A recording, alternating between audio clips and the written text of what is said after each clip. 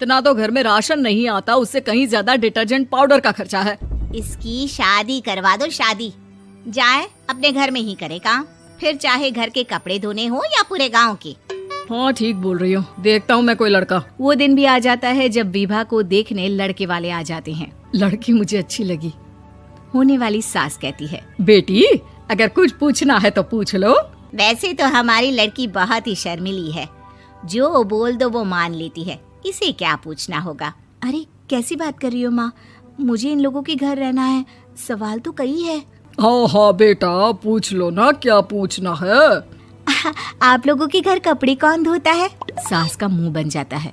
देखो अगर तुम ये कहना चाहती हो कि तुम्हें कपड़े धोने नहीं आते तो सुन लो, कपड़े मैं ही धोती हूँ, लेकिन तुम्हारे आ जाने के बाद मैं रुमाल तक नहीं धोऊंगी। अरे चुप रहना भाग्यवान, बहू बेचारी घर आई नहीं, उसे डराना शुरू कर दिया। वो क्या है ना बिटिया, अभी तक तो ये कल्लू की माँ ही धोती थी, लेकिन अब तुम्हारे पापा तो दहेज में वॉशिंग मशीन देंगे ही।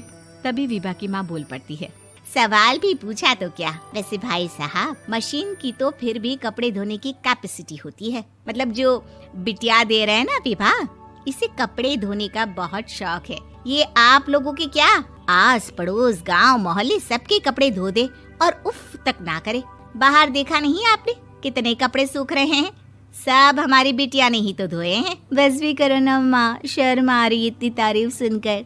और तो और एक दाग निकाल कर दिखाओ तो मान जाओ। हाँ अच्छा माफ करना बेटा, मैंने गलत समझा, हमें तो रिश्ता बहुत पसंद है। और ऐसे जुड़ जाता है रिश्ता कपड़े धोने का शौक रखने वाली विभा का। उसकी शादी हो जाती है कोयला फैक्ट्री में काम करने वाले कल्लू के साथ। शादी के बाद अचानक विभा चिल्लाती हुई सास के पास आती है। सासू माँ, अरे सासू माँ कहाँ है आप? ये तो धोखा है, धोखा दिया आप लोगों ने मुझे। इसे ससुर के चक्कर के बारे में पता चल गया। अरे तो उसमें तुझे क्यों धोखा मिला है? अरे नल में पानी नहीं आता, कपड़े कैसे कब धुलेंगे? अच्छा तू पानी नहीं आ रहा उसकी बात कर रही है। तो आपने क्या सोचा? कुछ नहीं। अच्छा तेरी माँ ने कहा था कि कपड़े धोने का शौक है तुझे, याद आया मुझे। शौक बोलकर कपड़े धोने वाले मेरे जुनून को कम ना आके सासू माँ, कपड़ा धोना मेरा गुरूर है। तभी पति भी वहाँ आ जाता है। अभी मैंने इसे सनी देओल की फिल्म दिखाई है, उसी के डायलॉग मार रही है माँ। अच्छा सुन, साफ साफ बता रही हूँ, पानी सुबह 4 से 6 और शाम को 10 से 12 आता है, समझी? विभा टाइमिंग सुनकर हैरान हो जाती है।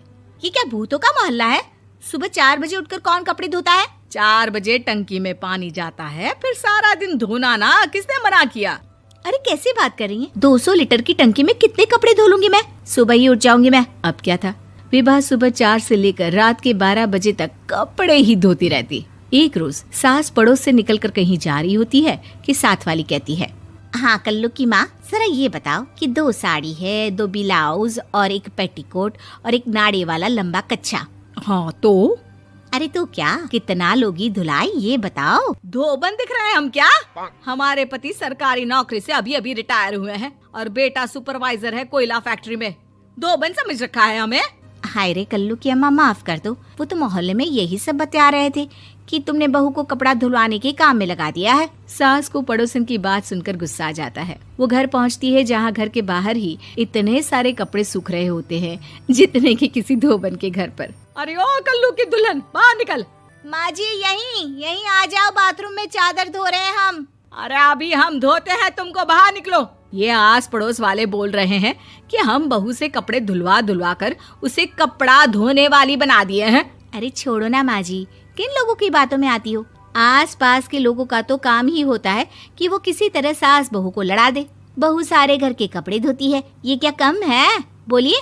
सास को भी लग जाता है कि वो बहू का ये सनकीपन नहीं छुड़वा सकती, इससे अच्छा है कि खुद ही चुप हो जाए।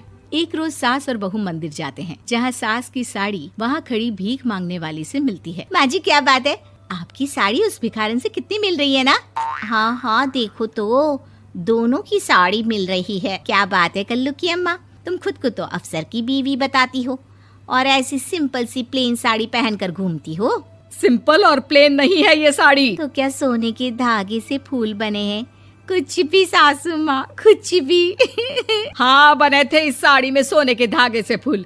मेरे पति लेकर आए थे मद्रास से स्पेशली मेरे लिए 10,000 की। लगता है भाई साहब इस भिखारन के लिए भी सेम टू सेम साड़ी लेकर आए होंगे 10,000 की। सास उस वक्त कुछ नहीं कहती, लेकिन बहू के साथ घर आती है और अलमारी से एल्बम निकाल कर लाती है। ये साड़ी देख रही है, ये वही साड़ी है जिसे मैंने अभी पहना था। इस साड़ी में ये जो चमकदार फूल दिख रहे हैं ना, ये सोने के धागों से काढ़े गए हैं। लेकिन तू लोकल वॉशिंग मशीन ब्रश से घिस घिस कर सारे फूलों को निकाल कर साड़ी प्लेन कर दी। मुझे माफ कर दीजिए सासू माँ। और तो और, जब मैंने तुझे तेरी गलती के लिए कुछ नहीं कहा, लेकिन तूने तो सबके सामने मेरा मजाक ही बना दिया। क्यों? बहू को समझ में आ जाता है कि अब से उसका कपड़े धोना बंद।